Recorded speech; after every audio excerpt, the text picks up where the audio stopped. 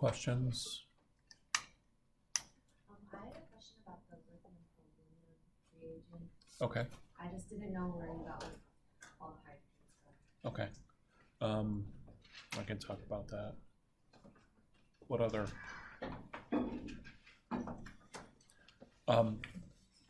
Let me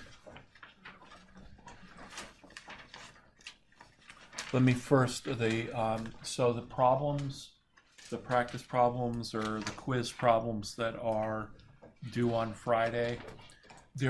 I sent out some emails earlier, so you may want to go back and see, make sure they're not set to go to spam, which is possible. Yeah, try not to have it automatically set up your email so that all my emails directly go to spam. But there's two 104s.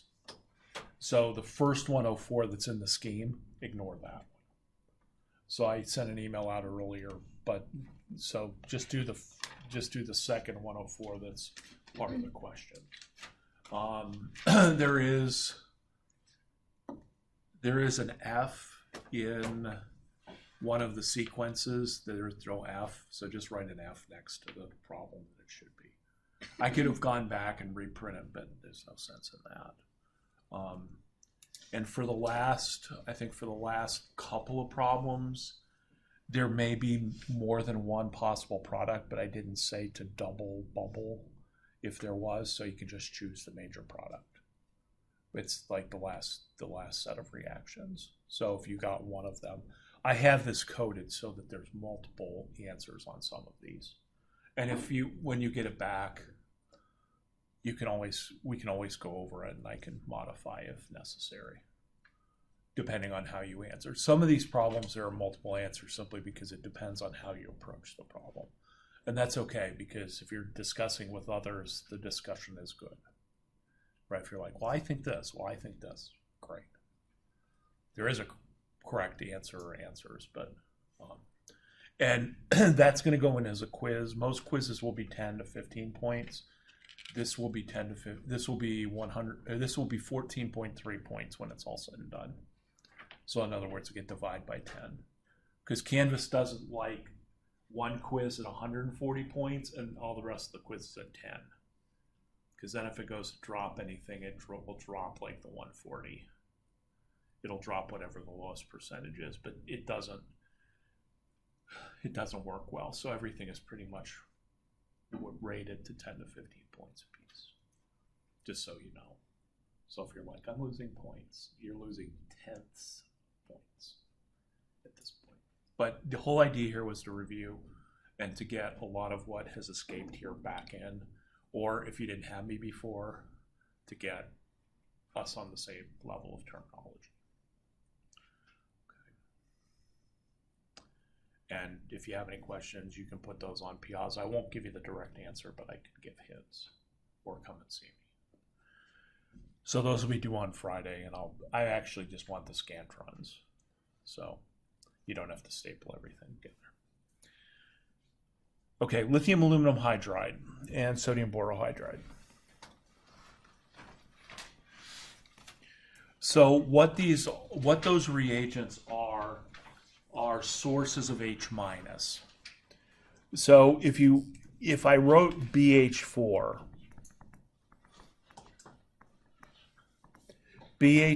minus, which is the anion, is a boron attached to 4 hydrogens. Boron, it turns out, is less electronegative than hydrogen. So the boron is delta positive and the hydrogen is delta minus. So it's like attaching hydrogen to a metal back in general chemistry. You end up with an H minus. So the borohydride is a source of up to 4 H minuses. And we're going to treat that H minus as if it is a strong nucleophile. The lithium aluminum hydride is basically the same thing. You have 4 hydrogens attached to aluminum. The aluminum is delta plus and each one of the hydrogens is delta minus, which means the aluminum hydride has up to 4 H minuses as well. And the stoichiometry actually comes into play. And I can show you that with particularly with some of the acid chloride and esters. So the counter ions, the lithium and the sodium, are just simply because these are anions. So we're going to treat these as if they're H minus. And so these will reduce a carbonyl because I'm going to add an H minus to the carbon. And so whenever I add H, it's reduction. So those are the reagents. Lithium aluminum hydride is really a much stronger reagent. So there are certain carbonyls you have to use lithium aluminum hydride with because sodium borohydride is not strong enough. And at this point, it's usually when I know that for a fact because I think one of my first graduate students, and we had graduate students a long time ago in chemistry, but he worked in industry and was working part-time on his master's. He was doing a lithium aluminum hydride reduction, and I came back in the lab. In the old days, our labs used to be behind our offices over in the parking lot that was the science center. And he's like, oh, the lithium aluminum hydride caught on fire. I'm like, well, you don't really seem bothered by that. And I just put it out with some sand. So he knew what to do. He didn't freak him out that badly. But lithium aluminum hydride is a much stronger reagent. It will catch on fire. Sodium borohydride, not so much.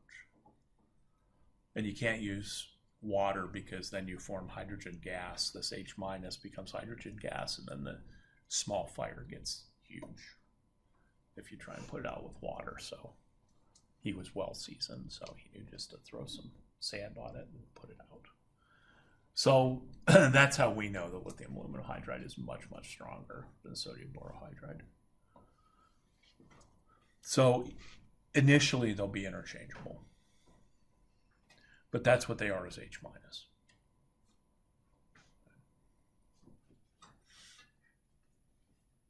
What other kinds of questions do you have?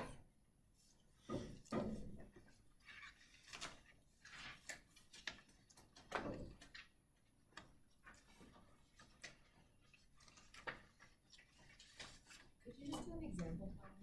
Yes. And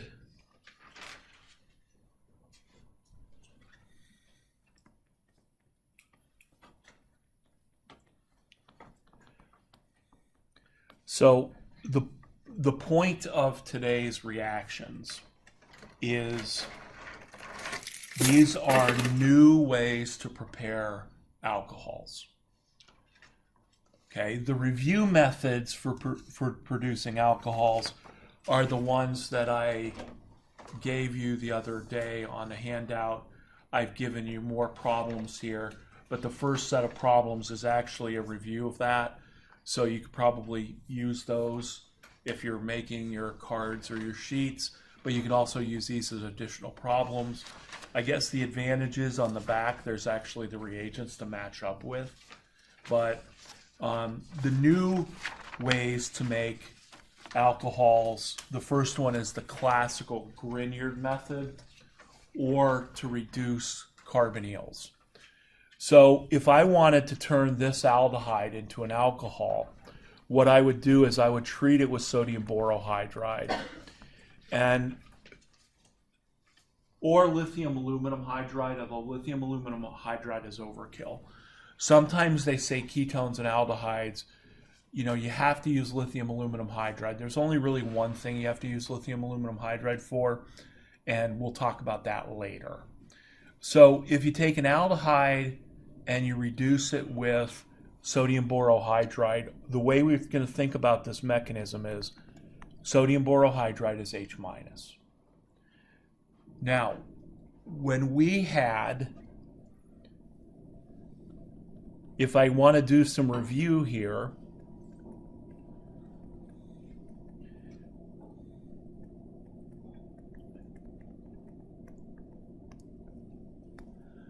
I could give you this reaction and say What's the product of that reaction from last week?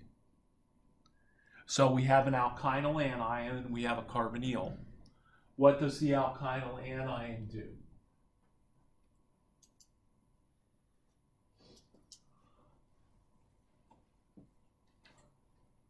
It's going to act as a nucleophile. So what is it going to attack? Carbon. Which carbon? The one that's attached to the oxygen.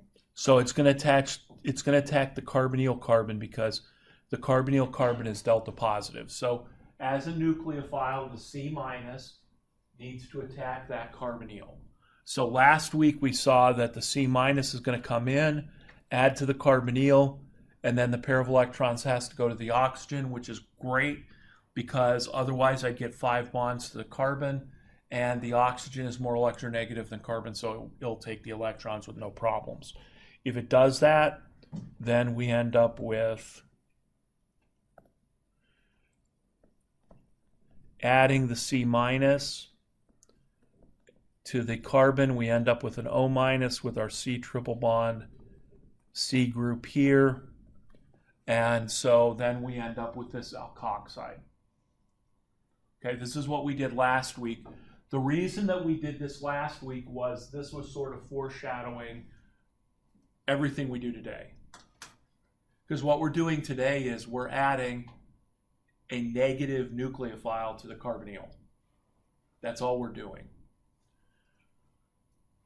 So then when we did this reaction, what did we end up with? We end up with our then H plus H2O step, because once I form the alkoxide, reaction's over. It waits to be protonated.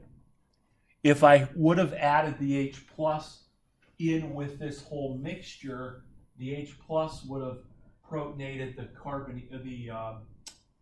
the alkynyl anion, and it wouldn't be a nucleophile anymore. So it's 2 distinct steps.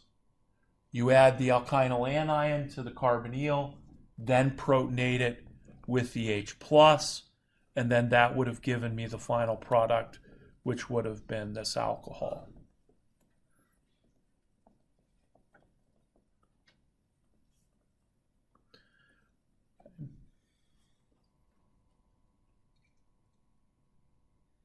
And so that would have been the final product after I protonate it. So there's always going to be add the negatively charged nucleophile, then H plus is the second step. And that's the way I write it is.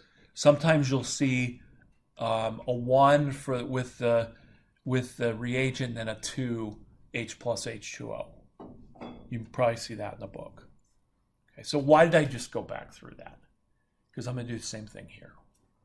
Only now what I've done is I've changed an R minus to an H minus. So now the H minus is going to come in, attack the carbonyl, and I'm going to end up with the alkoxide, but now instead of adding an R group, I added an H group.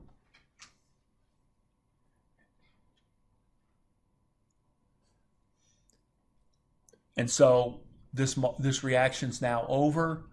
That alkoxide's just waiting to be protonated. So then the H plus H2O step comes in. The O minus will add the H plus, and I will have reduced the carbonyl down to an alcohol. Using the organic definition of reduction, which means add hydrogens. So lithium aluminum hydride, sodium borohydride, add H minus. The Grignard reagents add a C minus, whatever C minus I make. And the Grignards are going to resemble the alkynyl anions from last week. I didn't really hit this hard because we were going to hit it hard today in terms of looking at Grignards. Okay. So that's what that reagent does. and it can add up to 4 equivalents of H minus. So if I'm in the lab, I only need, if I have 1 mole of carbonyl, I only really need 0.25 moles of sodium borohydride. Because in this reaction, I'm just using 1 H minus. There are other reactions where I'm going to use 2 or 3. So one mole to 1 mole is kind of overkill. So that's what that reagent does. It's an H minus instead of an R minus. Does that kind of make sense? So it's one of those things where, okay, what's sodium borohydride? What's lithium aluminum hydride? It's H minus. What's the H minus going to do? It's going to add to the carbonyl. Because that's what everything did today, was add to the carbonyl.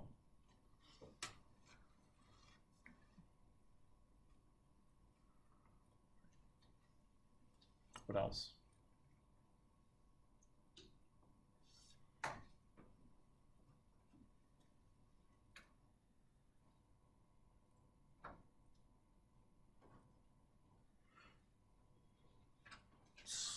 So,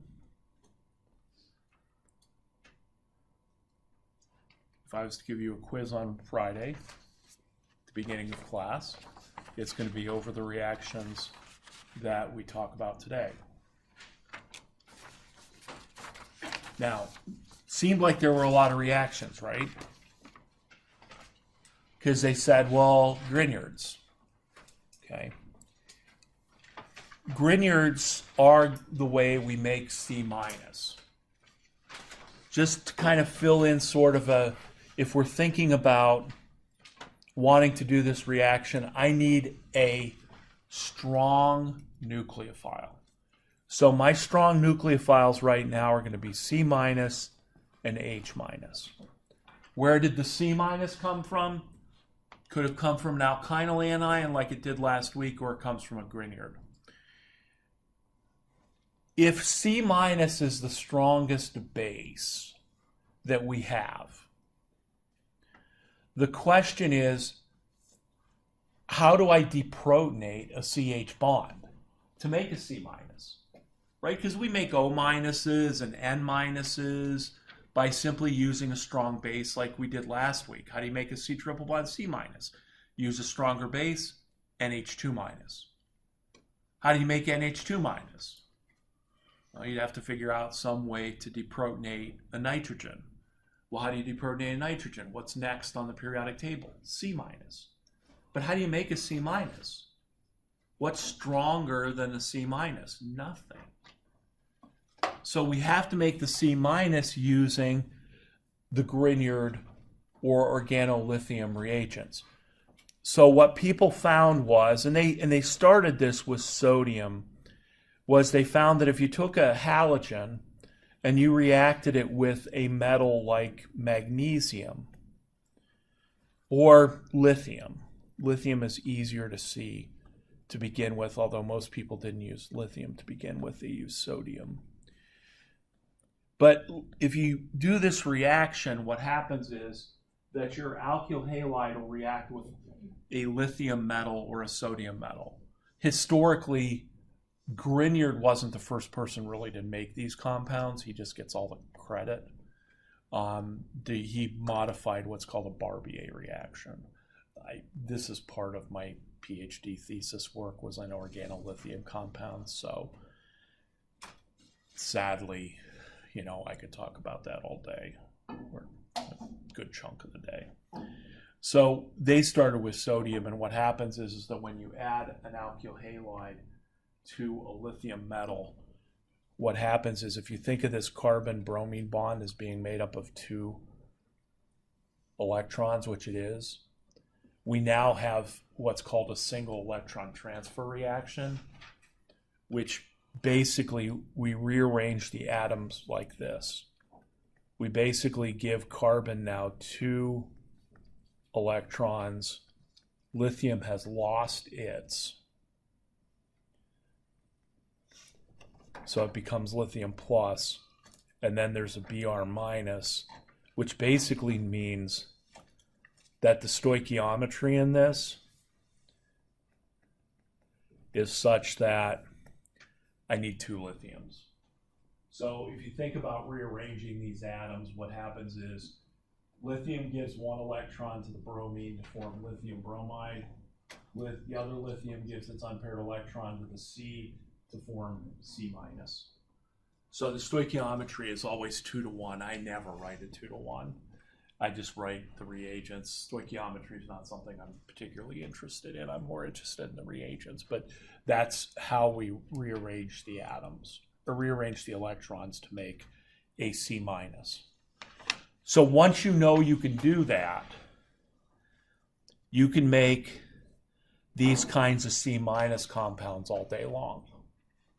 Take your alkyl halide, add lithium or magnesium metal. Magnesium's a little bit easier because since magnesium is a group 2 metal, it has 2 unpaired electrons. So what we end up doing there is we end up making our C minus, and then our MgBr has an overall plus charge.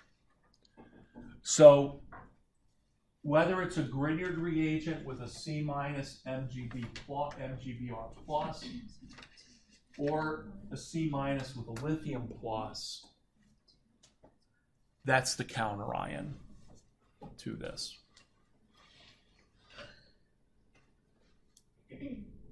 So do you need 2 Lis, but do Yeah. you need 2 Mgs? No, you only need 1 Mg.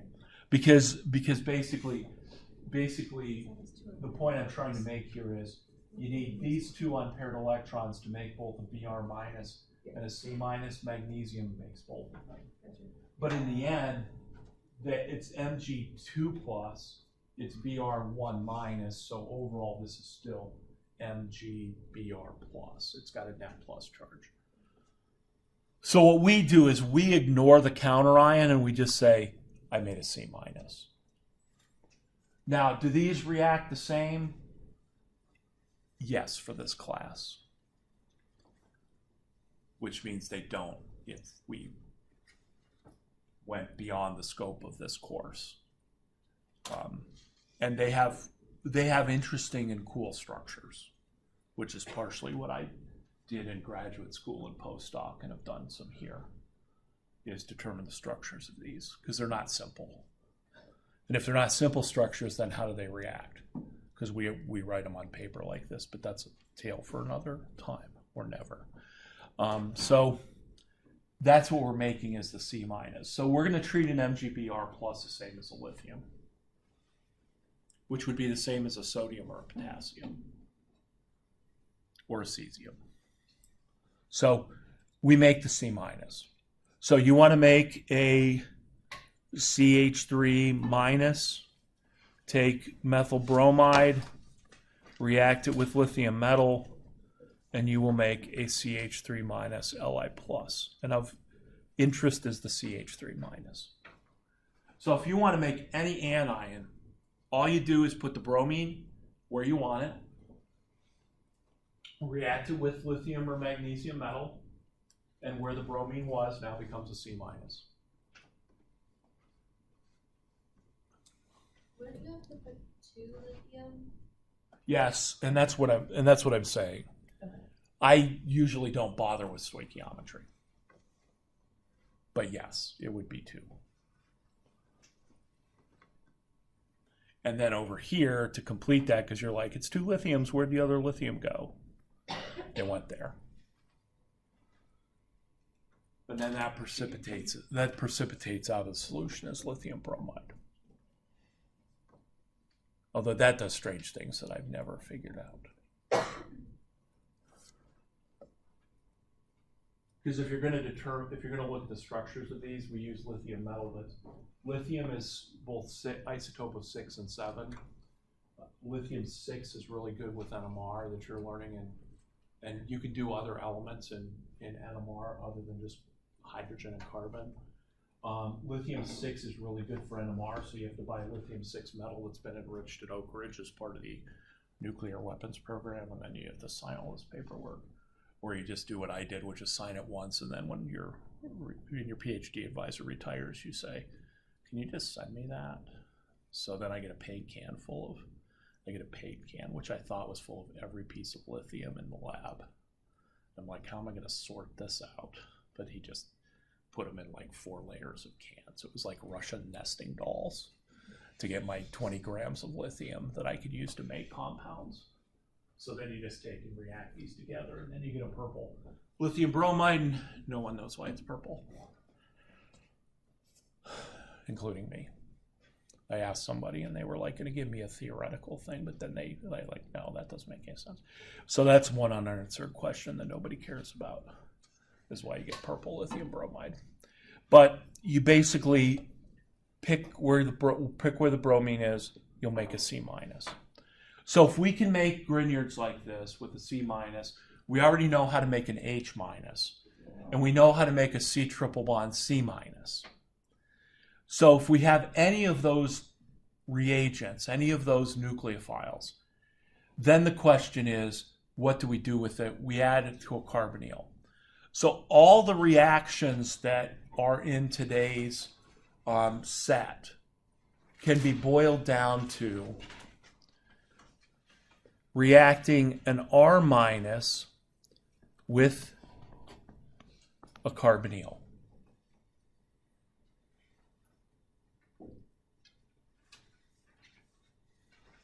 Or reacting an H- with a carbonyl. So all the reactions, and books usually will talk about, well, how do you make a primary alcohol? How do you make a secondary alcohol? How do you make a tertiary alcohol? You choose the right carbonyl. You want a primary alcohol? The carbonyl has to have 2 H's. That's formaldehyde. You want a secondary? You need 1 R, 1 H. That's an aldehyde. You want a tertiary? You need 2 R's. So that's just a minor detail. But they all boil down to reacting R- and H- with a carbonyl. So there's 2 kinds of carbonyls you can react this with. The first carbonyl has an R or an H and another R or an H.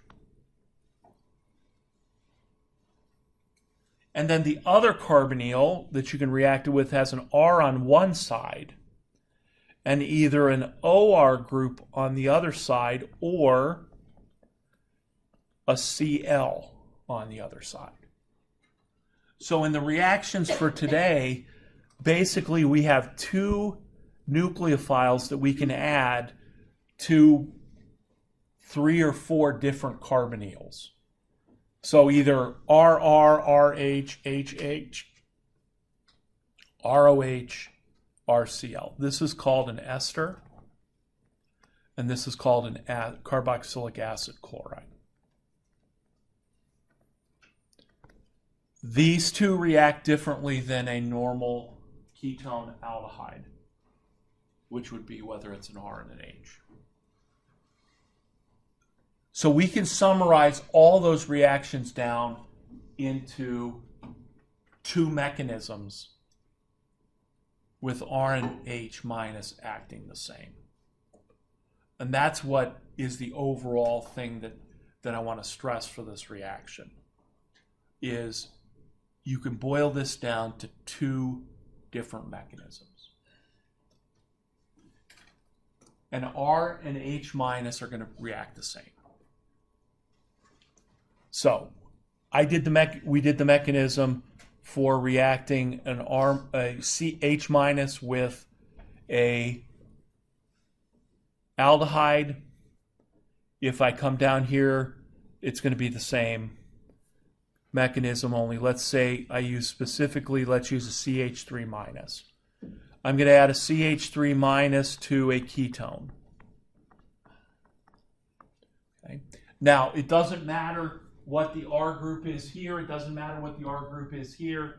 It doesn't matter whether they're R's or H's.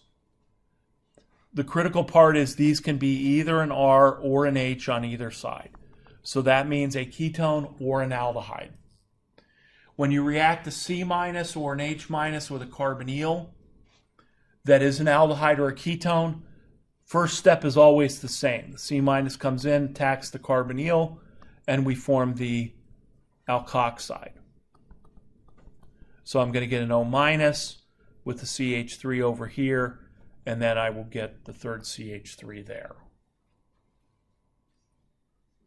I can literally erase those CH3s and put any alkyl group or hydrogen in to replace them. Here, or here, or here. Those can be any alkyl group, any H. Same mechanism. Now, what's critical about this is that carbonyl groups are really stable. So the molecule will do anything within its power to reform a carbonyl once a carbonyl is broken. So this carbon, once that nucleophile attacks it, this CO minus says, you know what? Again, I'm giving it human characteristics. It says, I would be much more stable if I could reform the carbonyl. So it tries to take this pair of electrons and move it back down to form a carbonyl. To do that, something's got to leave. And what's the problem? All the C's are bad leaving groups. And if there was an H there, the H is a bad leaving group. As a matter of fact, they're just not bad. They never leave. What did we say last week? Leaving group ability is based on one thing. Basicity inversely. What are the strongest bases we got? C minus, H minus. What does that mean? They're never leaving. So a molecule goes, okay, can't do that.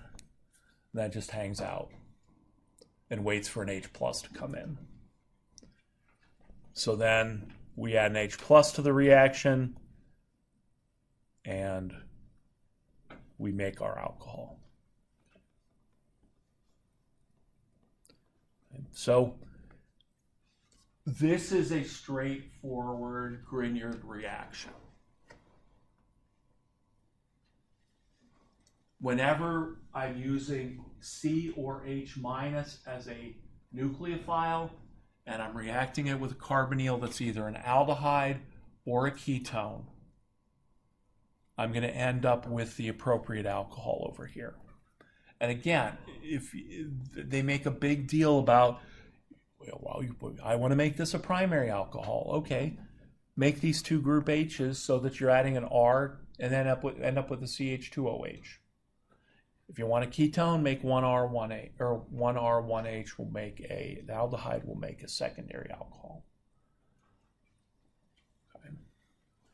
So this is a straightforward Grignard with no complications. I can change the CH3 minus to H minus. I'll end up with an alcohol as well, but it'll be a reduction instead of a Grignard. Now, the interesting thing that happens, though, is what happens if I change to one of those other functional groups. So let's say I took my CH3 minus and I wanted to react it with a CH3 minus C double bond O with a Cl on it. And the Cl, we can do the same thing with it being an ester with an OR group on it. So same first step here. CH3 minus comes in, attacks the carbonyl, pair of electrons goes up there. So now I end up with a CH3 with a CO minus, down here with a CH3 minus with a Cl. So always the same first step. Nucleophile adds to the carbonyl carbon, and I make the alkoxide. Now the molecule still says I will be more stable if I can reform my carbonyl. So it takes this pair of electrons and it tries to bring it down. But in this case, what is there? There's Cl, which is a good leaving group, and so the chlorine gets kicked off. And so if that happens, then I end up with my CH3 attached to my carbonyl, and then my Cl minus got kicked off. So I end up making a ketone.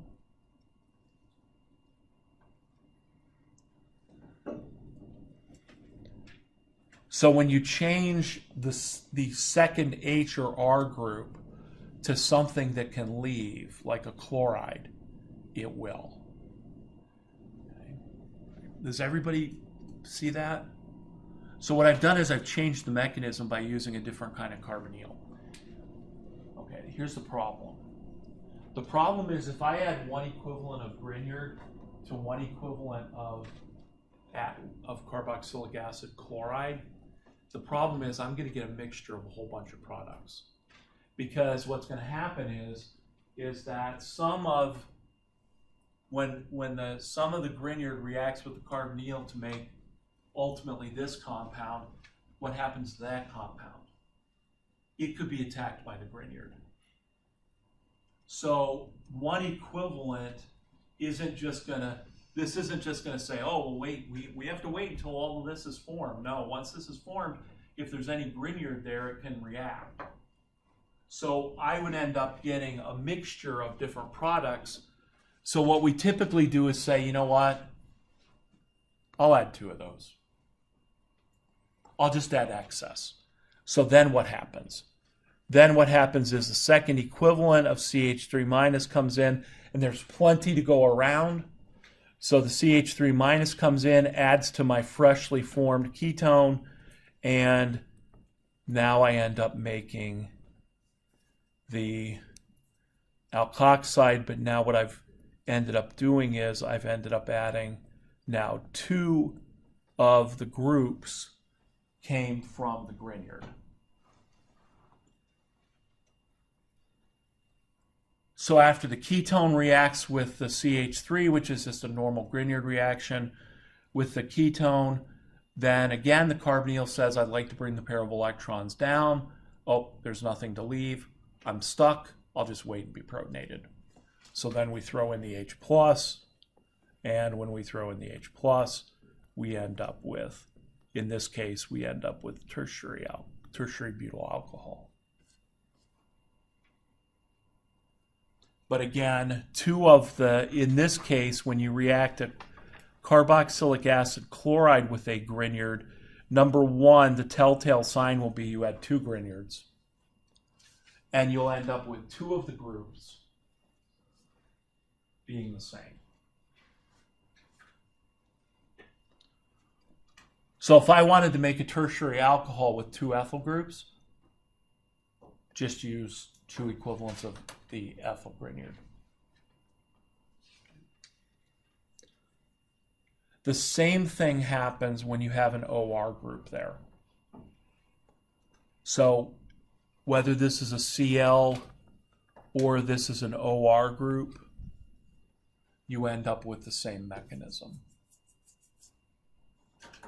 So that you end up having to add 2 equivalents and making a tertiary alcohol out of it. So those are the 2 mechanisms. A Grignard where the 2 groups here, neither one of them can leave, or Grignard plus an acid chloride or an ester where one of the groups can leave, and so it will. And you'll end up replacing it and adding the alkyl group, so you'll end up with a tertiary alcohol. That's it. You can boil this down to 2 mechanisms. What about H minus? Okay, go through here, replace all the CH3s with H minuses.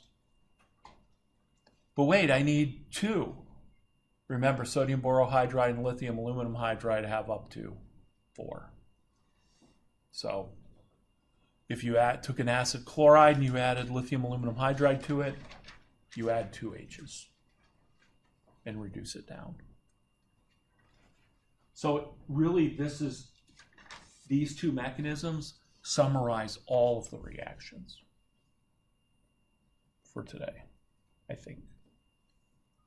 So if you added a H minus with the chlorine instead? Yes. So if I went through here and did this, let me see. the easiest way for me to do this is like this, and then say copy and paste, and then oops, didn't want to do that.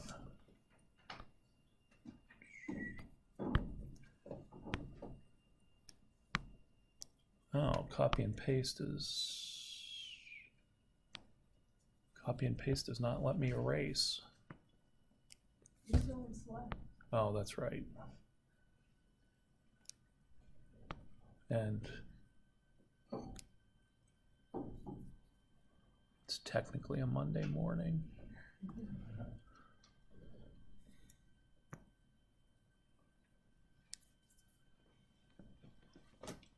This is easy for me to do.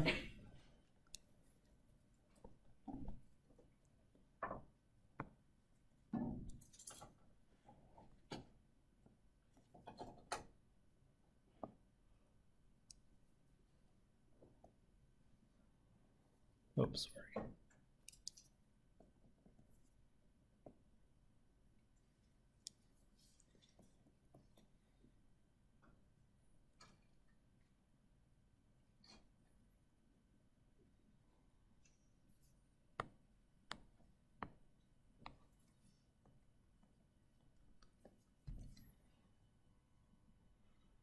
You get the point. All we do is just go back and erase the CH3s and put in H's.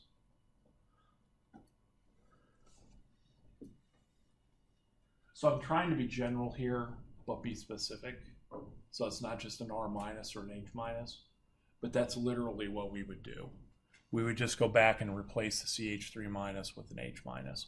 So this would come from, probably in this case, sodium borohydride would be my source of my H minuses. So take the CH3, replace it with an H minus. So if you're thinking about both the specific reactions as well as just the big picture, this is the big picture.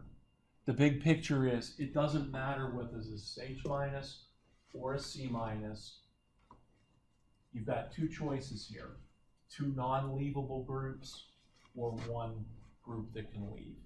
Two different mechanisms to give you the two possibilities. So if you were like asked to form a primary or secondary or tertiary alcohol, would it matter whether it was like an H minus or C minus reaction with them? No. Well, no.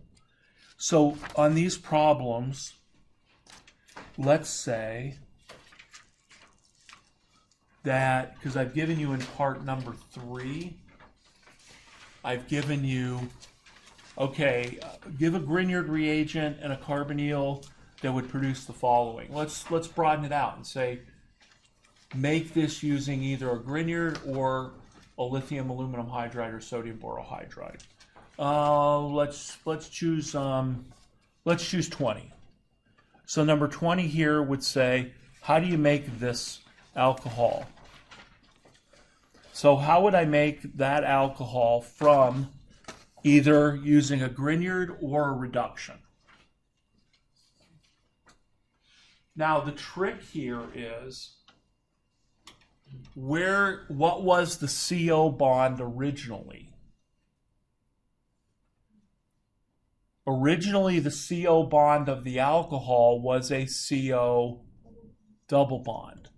So that means that in terms of this molecule, originally this was a CO double bond. So if I wanted to highlight that, this CO single bond was originally a CO double bond. So then the question becomes, okay, I know I'm going to add something to the carbonyl, right, to form the third bond. And in this case, what's attached to that? I got 2 methyls, and I've got over here a propyl group. So if I wanted to make that alcohol, what I would say is, well, I got 3 groups.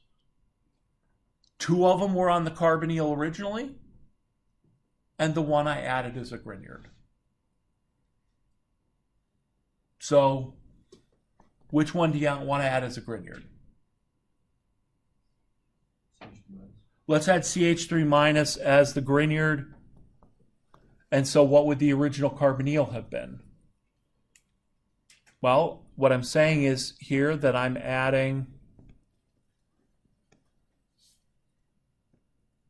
going to add this CH3 group.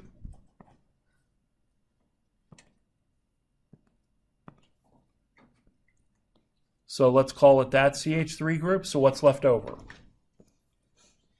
A CH3 and a CH2, CH2, CH3 group. So that would be one way to make this product. Is there another one?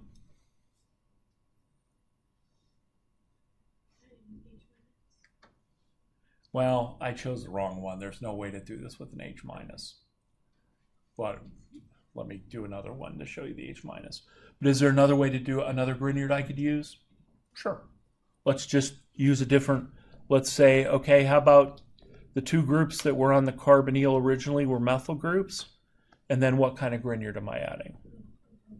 I'm adding the CH2, CH2, CH3 minus group. So that's another way to make that molecule.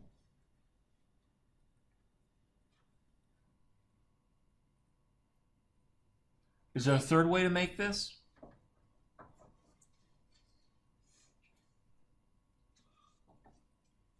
There is. Well, I got 2 groups that are the same. So what could I do? I could say, you know what? How about I take my CH3, CH2, CH2, C double bond O, Cl, and react that with 2 equivalents of CH3 minus. So whenever you want 2 of the groups to be the same, you can use either an acid, chloride, or an ester, because you're always going to have 2 groups that are the same. So in this case, there is a third method. If all 3 groups were different, then you would just go, okay, each one of those groups eventually becomes a Grignard. So for those problems, as you're thinking those through, that's how you want to approach it. The CO single bond was a carbonyl. What's attached to it? Well, 2 of those groups were there originally. The third one came from the Grignard. If you wanted to include something with an H in it, let's just modify that compound and say, I would like to make this.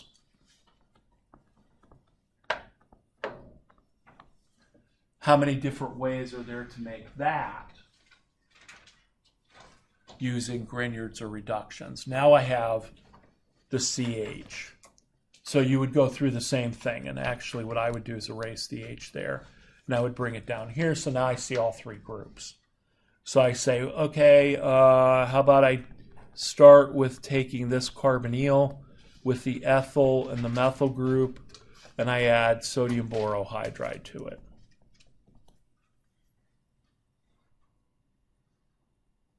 That would be one method. Then the other 2 methods would be to use aldehydes plus Grignards. So I would say, well, how about the CH3 with the C double bond O with the H, plus then the CH2, CH3 with the minus. Or C double bond O with the H with the CH2, CH3, plus then my CH3 minus. So any of those 3 would be ways to make that alcohol. Now the sinister part of this is what I'm trying to start to introduce is the idea of thinking backwards. Not just thinking about what would be the product of these reactions, but thinking about taking this molecule and dissecting it to to say, how would you make that? And it gets even worse if you think about, just if I said, give me 5 methods to make that molecule. And you're like, well, I'm out of Grignards and the reductions, so what else do I have? I got alkyl halides and alkenes. Right? So then we could have a double bond plus H plus H2O. Or we could have an alkyl halide replacing the Br with the OH. Okay, so I will send an email out, but Friday's quiz that we'll start with will just simply be writing the products of Grignard and reduction reactions.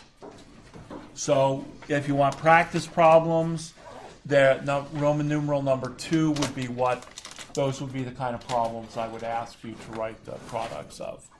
Okay, and I will release, there's an answer key for this.